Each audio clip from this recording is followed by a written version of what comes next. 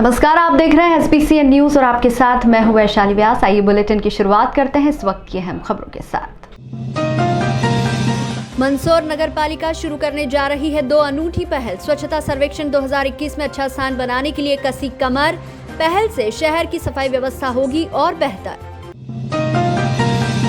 ब्याज पर रुपए लेना एक परिवार को पड़ रहा है महंगा। सूदखोर से मिल रही है धमकियां। मानसिक प्रताड़ना झेल रहा परिवार पहुंचा पुलिस अधीक्षक की शरण में। और लॉकडाउन खत्म होते ही बेपरवाह हुए लोग। कई दिनों से घरों में बंद रहने के बाद अब लोग कर रहे हैं पिकनिक स्पॉट्स का रुख। सेल्फी के चक्कर में कर रहे हैं अपनी जान से खिलवाड़। प्रशासन का नहीं है कोई ध्यान। स्वच्छता सर्वेक्षण 2020 में देश में 50वां, प्रदेश में 13वां स्थान प्राप्त करने के बाद अब मंदसौर नगर पालिका ने आने वाले वर्ष 2021 के स्वच्छता सर्वेक्षण में अपना अच्छा स्थान बनाने के लिए कमर कस ली है। दरअसल मंदसौर नगर पालिका में 2 अहम निर्णय लिए गए, जिसमें एक ये कि शहर के 40 ही वार्डों के सफाई दरोगाओं के बीच एक कंपटीशन होगा। बेहतर सफाई वाले 3 वार्ड चिन्हित किए जाएंगे। पहला, दूसरा और तीसरा स्थान प्राप्त करने वाले वार्ड के सफाई दरोगाओं को नगद राशि का पुरस्कार दिया जाएगा। दूसरा, एक और महत्वपूर्ण निर्णय ये लिया गया कि शहर में कचरा बताओ इनाम पाओ की पहल शुरू की जाएगी। हर आम आदमी नगरपालिका के द्वारा जारी होने वाले व्हाट्सएप नंबर पर अपने आसपास हो रहे कचरे के ढेर की जानकारी साझा करेंगे तो उन्हें 500 रुपए की नकद राशि का इनाम मिलेगा। दोनों ही पहल में निर्णायक समिति का गठन होगा। इस समिति में नगरपालिका से जुड़े जनप्रतिनिधि या फिर कर्मचारी नहीं बल्कि शहर के प्रबुद्ध जन शामिल रहेंगे। यह समिति नगरपालिका की दोनों ही पहल में शहर के वार्डों में जाकर मौके की स्थिति देखकर अपना निर्णय देगी, जिसके बाद ही वार्ड सफाई कंपटीशन व कचरा बताओ इनाम पाए की पहल में विजेताओं को इनाम दिए जाएंगे। नगर पालिका अध्यक्ष राम कोटवानी ने बताया कि इन पहल के माध्यम से शहर की सफाई व्यवस्था और बेहतर होगी। जल्द ही दोनों पहल की शुरुआत भी की जाएगी। इनाम पाइए, किस तरह की मुहिम है? बिल्कुल, आप अतिशीघ्र नहीं, मुहिम अभी हम प्रारंभ करने जा रहे हैं। 3-4 दिन पहले एक बैठक प्रारंभ हुई थी। उस बैठक में हमने ये निर्णय लिया है कि मंदसौर नगर में हम एक स्वच्छता कंपटीशन करवाएंगे, जिसमें जो वार्ड 40 वार्ड के 40 दरोगा 40 ही वार्डों के बीच में कंपटीशन करवाएंगे। जो वार्ड सबसे प्रथम आएगा उस वार्ड के दरोगा को प्रथम पुरस्कार के रूप में 21,000 रुपये, द्वितीय को 11,000 रुपये, तृतीय को 5100 रुपये। और इसी प्रकार 40 ही वार्ड में प्रत्येक वार्ड में जो एक स्वच्छता में सबसे अच्छा कार्य करेगा, प्रत्येक वार्ड से एक कुल मिलाकर 40 ही वार्ड में अच्छा कार्य करने वाले स्वच्छता कर्मी को 1100 रुपये का नगद पुरस्कार मेरी ओर से स्वयं की ओर से दिया जाएगा। ये सारे पुरस्कार। और एक और अतिशीघ्र हम एक कार्य प्रारंभ करने चाह रहे हैं कि कचरा बताओ और इनाम पाओ, कचरे का ढेर बताओ और इनाम पाओ। अतिशीघ्र ये योजना हम प्रारंभ करने वाले हैं, जिसमें अगर मंदसौर नगर का कोई भी नागरिक अगर जहाँ कहीं भी अगर कचरा मिलता हो पाया गया, अगर वो फ़ोन करता है और हमें बताता है तो कचरा पाया जाता, तो हम उस योजना को लाने वाले कचरा बताओ और 500 रुपये का इनाम पाओ। वह योजना भी अतिशीघ्र प्रारंभ करने जा रहे हैं। हाँ, इसके लिए हम अतिशीघ्र 2 नंबर जारी करेंगे। उन 2 नंबरों पे उनको व्हाट्सअप भेजना है मात्र। व्हाट्सअप भेजने के बाद हम मंदसौर नगर पालिका के कर्मचारियों की कोई टीम नहीं बनाएंगे, नहीं अधिकारी कर्मचारी जाएंगे, नहीं मेरे पार्षद साथी जाएंगे। मंदसौर नगर के 11 प्रबुद्ध नागरिकों की एक टीम बनाएंगे, जिसमें 2 वकील होंगे, 2 डॉक्टर होंगे, 2 व्यापारी होंगे, 2 इंजीनियर होंगे। इस तरह से 11 लोगों की एक टीम बनाई जाएगी। वो टीम उस पर डिसीजन देगी। अगर किसी ने कोई कंप्लेंट की तो वो वहाँ पर स्पॉट पे जाएगी और वह सही पाई जाएगी तो हमें निर्देशित करेगी कि उसे 500 रुपये का पुरस्कार देना। इसी प्रकार प्रथम, द्वितीय, तृतीय के लिए वो टीम चयन करेगी। जो दरोगा सबसे अच्छा आएगा उसे प्रथम, जो द्वितीय आएगा और तृतीय। ऐसे ही वार्डों में भी यह टीम दौरा करेगी और उस वार्ड का जो सबसे नागरिक जो बोलेंगे जिससे वो सबसे अच्छा स्वच्छता कर्मचारी होगा उसे पुरस्कृत किया जाए। मंदसौर में एक परिवार को ब्याज पर रुपए लेना जान पर बनाई है। पैसे ना लौटाने पर परिवार को अब धमकियां मिल रही है। धमकियां मिलने के बाद परिवार अब पुलिस अधीक्षक की शरण में पहुंचा है। दरअसल पूरा मामला मंदसौर जिले के ग्राम पिंडा का है। ग्राम पिंडा निवासी भीरूलाल ने बताया कि ग्राम चलाना निवासी भगतराम पिता नाथूलाल गायरी से उसने ब्याज पर रुपए लिए थे, जिसके द्वारा अवैध सूदखोरी से वसूली की गई और उनके विरुद्ध छेड़खानी का झूठा प्रकरण दर्ज करने की धमकियां दी। फरियादी ने यह भी बताया कि शुरुआत में भगतराम द्वारा 2 रुपए प्रति सैकड़ा के मान से रुपए वसूले गए, वहीं बाद में मनमाना दाम वसूला। इतना ही नहीं, सूदखोर ने मानसिक रूप से भी प्रताड़ित किया। फरियादी भेरूलाल पिता कंवरलाल एवं बालकृष्ण पिता श्यामलाल पाटीदार द्वारा मंदसौर जिला अधीक्षक कार्यालय पहुंचकर पुलिस अधीक्षक के नाम ज्ञापन सौंपा और सूदखोर के खिलाफ कार्रवाई की मांग की। आज जो ज्ञापन देने आए हो, किस मामले में ज्ञापन देने आए हो आप? मैंने भगत राम पिता नाथूलाल जी गाई चिपलाना वालों से 50,000 रुपये ब्याज के तौर पर दिए थे, जो 2 रुपये सैकड़े से ब्याज की बात थी।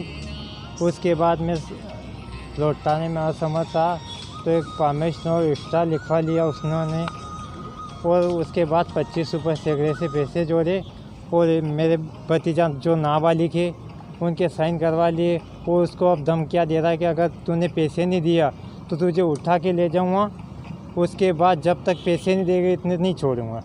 कौन आरोपी हो, कितने आरोपी थे वो? वो एक ही आरोपी गांव चिपलाना का है, भगत राम पिता नाथूलाल गाई, जो पामेश्वरी नोट पे उसने मेरे भतीजे को नोटिस भिजवाया है उसके पत्नी के नाम से, और अब धमकियाँ दे रहा है। धमकिया का फ़ोन पर दिया कि घर आके दिया आपको? घर आके भी दिया और फ़ोन पे भी दे रहा है, जो हमारे पास रिकॉर्डिंग भी है। रिकॉर्डिंग की मेमोरी आपने पुलिस अधीक्षक महोदय को पहुँची? अब पहुँचाई थी, वो हमारे पास ही है कि अभी जब आवश्यकता होगी उसको हम ले लेंगे, आपके पास रखना। पुलिस अधीक्षक ने क्या आश्वासन दिया? तो कार्रवाई बिल्कुल करेंगे। कौन से गांव के, कौन से थाने के अंतर्गत आता है ये अफजलपुर थाने के अंतर्गत आता है। कोरोना महामारी के कारण जहां एक और गत 4 माह से लॉकडाउन के कारण लोग अपने घरों में बंद थे और संपूर्ण व्यापार व्यवसाय के साथ आवागमन भी प्रतिबंधित किया गया था, इसके पश्चात राज्य शासन द्वारा थोड़ी राहत देकर व्यापार व्यवसाय खोलने की अनुमति प्रदान की गई। साथ ही लोगों के आवागमन से भी प्रतिबंध हटाया गया। परंतु हर क्षेत्र में प्रतिदिन बढ़ते कोरोना के आंकड़े को देखते हुए जिला प्रशासन द्वारा रविवार को संपूर्ण लॉकडाउन के आदेश भी पारित किए गए हैं।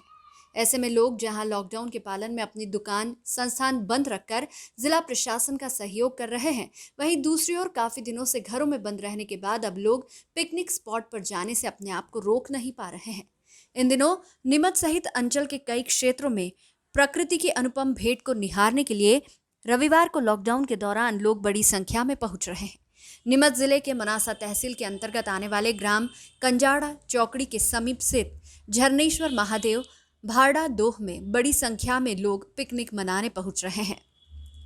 वर्तमान में बारिश के कारण उपरोक्त स्थान पर पानी के झरने का काफी तेज बहाव देखने को मिल रहा है, परंतु पिकनिक के साथ साथ लोग झरने के इस तेज बहाव के साथ अपनी सेल्फी लेने के चक्कर में जान जोखिम में डाल रहे हैं। यहाँ हर रविवार को लोग पिकनिक के लिए पहुंच रहे हैं, परंतु प्रशासन द्वारा यहाँ कोई भी सुरक्षा के इंतजाम नहीं किए गए हैं। इसके कारण भविष्य में कोई भी बड़ा हादसा यहाँ घटित हो सकता है। वर्तमान में कोरोना काल चल रहा है, इसके बावजूद भी लोग कोई सतर्कता नहीं बरत रहे हैं। जैसे कि आप देख सकते हैं कि ये जो विशालकाय झरना है भरडा 2 जो कंजाड़ा क्षेत्र में आता है, मनासा तहसील के अंतर्गत प्रशासन ने भारी बारिश की चेतावनी दे रखी है और अलर्ट कर रखा है। उसके चलते जो नदी नाले और रपट है उनको पार करने की अनुमति नहीं है लोगों को। फिर भी लोग जान जोखिम में डालकर जो विशालकाय जो झरना है जो उसमें नहाने की कोशिश कर रहे हैं। जो पीछे नज़र आ रहे हैं देखिए आप वीडियो में, वो इस तरह से जो बहता हुआ तेज झरना है उसमें नहाने की कोशिश कर रहे हैं कभी, और ना ही यहाँ पे कोई पुलिस प्रशासन मौजूद है। ड्यूटी के दौरान पुलिस होती तो अगर रोक ले, लेकिन फिलहाल अभी यहाँ पे कोई भी पुलिस का जवान मौजूद नहीं है। मनासा के मां विहार कॉलोनी में पुराने मामले को लेकर एक परिवार द्वारा दूसरे परिवार के घर पर 1 दर्जन से अधिक लोगों ने हमला कर दिया। साथ ही घर में रखे सामान के साथ बाहर खड़े वाहनों को भी तोड़ दिया। इतना ही नहीं, इस घटना में सीसीटीवी कैमरे भी तोड़ दिए गए। कचौली रोड स्थित मां विहार कॉलोनी निवासी अध्यापक मंजूबाला आचार्य ने पुलिस थाना मनासा में रिपोर्ट दर्ज कराई कि रविवार को दोपहर 11 बजे हमारी कॉलोनी में रहने वाले पंचायत सचिव गुरुदत्त पिता बद्रीचंद बैरागी ने 25 से 30 लोगों ने मेरे घर पर हमला कर दिया। सभी लोग हथियारों से लैस थे। उन्होंने घर के खिड़की दरवाजों के साथ घर में रखा सामान तोड़ दिया। घर के बाहर खड़े वाहन को भी नुकसान पहुंचा। कॉलोनी वासियों के आ जाने से हमलावर भाग गए, वरना वे हमें जान से मार देते। लोगों के आ जाने के बाद सभी आरोपी भागने में कामयाब हो गए। पीड़ित परिवार की शिकायत पर मनासा थाना पुलिस ने आरोपी गुरुदत्त बैरागी, लक्ष्मण बैरागी, बाल मुकुंद बैरागी, कालू बैरागी के खिलाफ धारा 452, 323, 427, 294, 506 व 34 में प्रकरण दर्ज कर लिया है। मुख्य आरोपी गुरुदत्त को गिरफ्तार कर शेष 3 फरार आरोपियों की तलाश शुरू कर दी है।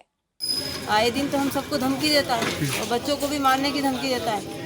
कितनी बार बोल दिया और मुझे कहता है कि तेरी नौकरी खा जाऊंगा, तेरे बच्चों को खा जाऊंगा। और आज तो है ना अंदर घुसने की कोशिश कर, हमने तो अंदर से गेट लगा रखा था और फिर हम ऊपर चले गए और सब 20-30 जने 40 जने आए थे हमको मारने के लिए और जानलेवा हमला किया हम सबके ऊपर। जो मारने पिस्तौल ने सब लेके आए थे, चप्पू जेवर वगैरह सब ले गए। 10 तोला सोना लेकर और 1,75,000 रुपये मेरी जो फीस थी स्कूल की वो भी ले गए सब। तोड़फोड़ में क्या क्या तोड़फोड़ हुए आपके? फ्रीज तोड़ दिया, कूलर तोड़ दिया, सारा घर तोड़ दिया पूरा, और अलमारी का लाकर तोड़ के और सामान ले गए। आज महाविहार कॉलोनी निवासी मंजूबाला आचार्य ने अपने परिवार वालों के साथ और पूरे कॉलोनी वालों के साथ रिपोर्ट किया कि उनकी कॉलोनी के गुरुदत्त बैरागी, लक्ष्मण, बालमुकुंद और कालू बैरागी और उनके साथियों ने उनके घर में घुसकर मारपीट किया है और उनके वाहनों में भी तोड़फोड़ किया है। इनका पुरानी बात को लेकर विवाद चल रहा था, जिस पे से मारपीट की रिपोर्ट पे इनके खिलाफ मुकदमा दर्ज किया गया है और शीघ्र ही आरोपियों को गिरफ्तार करके न्यायालय में पेश किया जाएगा। नहीं, गहने वहने की तो पुष्टि नहीं हुई है क्योंकि इसी कॉलोनी के रहने वाले हैं लोग, पड़ोस पड़ोस में रहते हैं और पुराना अभी इनका विवाद चल रहा था, उसको लेकर इनकी मारपीट हुई है और उस पर ही हमने जो तथ्य आया उसके हिसाब से आगे कार्रवाई कर रहे हैं। नीमच में कोरोना के कारण बढ़ते मृत्यु दर को देखते हुए आम आदमी पार्टी के अरविंद केजरीवाल द्वारा दिए गए दिशा निर्देश के अनुसार नीमच जिले के आम आदमी पार्टी द्वारा जिला कार्यालय पर कार्यकर्ताओं की एक आवश्यक बैठक संपन्न की गई। बैठक में निर्णय लिया गया कि कोरोना के कारण बढ़ते मृत्यु दर में कमी लाने को लेकर जिले में ऑक्सीजन जांच केंद्र खोले जाने हैं, जिसके लिए पार्टी कार्यकर्ताओं द्वारा सहयोग राशि एकत्रित कर आवश्यक इंस्ट्रूमेंट खरीद लिए गए हैं। आम आदमी पार्टी के नवीन अग्रवाल द्वारा दी गई जानकारी के अनुसार नीमच जिले के अलग अलग क्षेत्रों में कोरोना महामारी की रोकथाम के लिए ऑक्सीजन जांच केंद्र खोले जाने हैं, जिसमें जिला प्रशासन का भी सहयोग आम आदमी पार्टी द्वारा लिया जाएगा। साथ ही आगामी रविवार तक नीमच शहर में लगभग 15 जांच केंद्र खोले जाएंगे। यहां पार्टी कार्यकर्ताओं द्वारा आम लोगों के ऑक्सीजन की जाँच की जाएगी और ऑक्सीजन की कमी होने पर उन्हें तत्काल हॉस्पिटल पहुंचाकर उपचार दिया जाएगा। अरविंद जी केजरीवाल ने पूरे देश में एक आह्वान किया है और उन्होंने ये आह्वान किया है कि कोरोना महामारी को सही ढंग से अगर हम लोगों को नियंत्रित करना है और उसका निराकरण करना है तो हमें ऑक्सीजन, ब्लड में जो ऑक्सीजन लेवल है उसको चेक करना पड़ेगा। और उन्होंने उनके जन्मदिन पर पूरे आम आदमी पार्टी के साथियों से, कार्यकर्ताओं से निवेदन किया है कि अगर मुझे कोई गिफ्ट में देना चाहते हैं तो आप जाँच केंद्र खोलकर उस क्षेत्र में जहाँ आप रहते हैं वहाँ पर उनका निरीक्षण करें। उसी तारतम्य में आज पूरे नीमच जिले के जो सक्रिय पदाधिकारी हैं, कार्यकर्ता हैं, उनकी मीटिंग यहाँ जिला कार्यालय पर आयोजित की गई है और उसमें निर्णय लिया गया है कि हम भी नीमच जिले की में ये जांच केंद्र, जो ऑक्सीजन जांच केंद्र खोलने जा रहे हैं और ये जहाँ तक है संभव है अगले रविवार तक हम लोग 10 से 15 स्थानों पर जांच केंद्र खोलेंगे और आगे आने वाले टाइम में इस संख्या को बढ़ाकर 25 से 30 तक ले जाने का हम लोगों का कार्यक्रम है। और साथ में आज मीटिंग में ये भी डिसाइडेड हुआ है कि हम लोग जगह जगह उसके केंद्र भी, जैसे बस स्टैंड है या सार्वजनिक जगह हैं, उन सार्वजनिक जगहों पर हम लोग टेबल लगाकर भी इस काम को प्रशासन के साथ सहयोग करके हम लोग इसको आगे बढ़ाएंगे। अभी वक्त ऐसा है कि ये राजनीति करने का समय नहीं है, चाहे भाजपा हो, कांग्रेस हो या आम आदमी पार्टी हो, सभी हम लोग इस देश के वासी और सभी को मिलकर इस महामारी के ऊपर नियंत्रण करना है और इसके लिए हमें प्रशासन का भी सहयोग चाहिए। अगर किसी का ऑक्सीजन लेवल कम होता है, 90 से कम जाता है, जनरल इसकी जो लिमिट है 95 है, उससे कम अगर जाता है तो हम लोग प्रशासन से भी बात करेंगे कि तुरंत उसको एम्बुलेंस सुविधा मिले और उसको हॉस्पिटल तक पहुंचाया जा सके, ताकि जो ऑक्सीजन की कमी के कारण लोगों की मृत्यु हो रही है वो उस पर हम नियंत्रण कर सकें। आम आदमी पार्टी का ये मानना है कि ये संक्रमण रोग जो महामारी फैल रही है बहुत विकराल रूप से है और आगे आने वाले समय में संभवतः बहुत विकराल रूप भी ले सकती हैं। लेकिन किसी भी प्रकार से हमारा एकमात्र सभी लोगों का, देश के नागरिकों का, प्रशासन का, राजनीतिक पार्टियों का एक ही लक्ष्य होना चाहिए कि हम इस मृत्यु दर को कम कर पाएँ। और मृत्यु दर को हम कम तभी कर सकते हैं जबकि समय के अनुसार उसमें जागरूकता आ जाए और जैसे ऑक्सीजन लेवल कम होता है तो वो हॉस्पिटलाइज हो जाए। और इसी उद्देश्य को लेकर आज मीटिंग रखी गई है और मेरे सभी साथी यहाँ उपस्थित हैं और सभी साथियों ने प्रण से खुद अपनी जेबों से डोनेशन करके हम लोग प्रथम फेज में 10 से 15 इंस्ट्रूमेंट, जिसमें इंफ्रारेड थर्मामीटर, ऑक्सीमीटर और सैनिटाइज के लिए बॉटल्स ये रहेगी और हम इसको पूरा टेबुलेशन करके इसको इस गति को काम आगे बढ़ाते हुए अंजाम देंगे ताकि नीमच जिले की पब्लिक सुरक्षित रह सके और अपना जीवन यापन अच्छे से कर सकें। और हम लोग चाहते हैं कि प्रशासन के साथ मिलकर नीमच में जो अभी 16 से 17 मृत्यु दर्ज हुई हैं, आने वाले समय में इस प्रकार की गति से हम लोगों को दुख का भागी न होना पड़े, उसमें हम लोग पूर्ण रूप से तैयार हैं। और इस जो अरविंद जी ने आह्वान किया उसके लिए हम लोग तत्पर हैं। रविवार को महिलाओं ने ऋषि पंचमी के अवसर पर व्रत उपवास रखकर सप्तऋषियों की पूजा अर्चना की, साथ ही कथा सुनकर ऋषि पंचमी के महत्व को जाना। भारतीय पौराणिक कथाओं के आधार पर महिलाएं सप्तऋषि का व्रत इसलिए रखती है कि उनके द्वारा मासिक धर्म के दौरान यदि कोई जीव हत्या या नियमों का पालन नहीं किया जाता तो उस पाप की भागीदारी से बचने को लेकर महिलाओं द्वारा ऋषि पंचमी का व्रत रखकर उपवास किया जाता है। साथ ही मंदिरों में जाकर सप्तऋषियों की पूजा अर्चना की जाती है। ऐसी मान्यता भी है कि इस दिन महिलाओं द्वारा हल से जोती हुई फसल का अन्न ग्रहण नहीं किया जाता। इसके लिए केवल मोर्दन ग्रहण करके ही व्रत पूर्ण किया जाता है। आज हम ऋषि पंचमी की ऋषियों की पूजा करते हैं। इसको जो है लड़की 13 ईयर की होती है तब से करते हैं और इसका उद्यापन भी होता है। आज के दिन सिर्फ मोर्दन खाया जाता है और आज के दिन जो है सुबह जल्दी उठ के स्नान किया जाता है, सिर धोया जाता है, उसके बाद साफ सुफ करके और घर पे या मंदिर में सप्तऋषियों को बना के फिर उनके विधि विधान से पूजा की जाती है। 15 अगस्त से 23 अगस्त तक जैन समाज के पवित्र त्योहार पर्युषण पर्व के अवसर पर जहां एक ओर शासन के निर्देशों का पालन करते हुए प्रतिदिन जैन मंदिरों में विभिन्न आयोजन हुए, वहीं 23 अगस्त को पर्युषण पर्व के समापन अवसर पर जैन समाज के समाजजनों द्वारा एक दूसरे से जाने अनजाने में हुई भूल के लिए क्षमा याचना की गई। वहीं कैबिनेट मंत्री ओम प्रकाश सकलेचा द्वारा भी फेसबुक, व्हाट्सएप एवं ट्विटर के माध्यम से पर्युषण पर्व के समापन अवसर पर क्षमा याचना की गई। साथ ही रविवार को नीमच पहुंचकर धर्मगुरुओं से भेंट की गई, जहां उन्होंने धर्मगुरुओं से भी क्षमा याचना की। उसके पश्चात जैन समाज द्वारा मंत्री सकलेचा का शॉल श्रीफल भेंट कर सम्मान किया गया। नीमच दौरे के दौरान मंत्री सकलेचा ने बताया कि रविवार को नीमच में संपूर्ण लॉकडाउन होने के कारण कोई भी सार्वजनिक आयोजनों में उनके द्वारा शिरकत नहीं की गई। साथ ही शासन के सभी नियमों का पालन करते हुए व्यक्तिगत रूप से धर्मगुरुओं से मिले हैं। साथ ही जैन समाज के एवं अन्य समाज के लोगों से भी वे रूबरू हुए।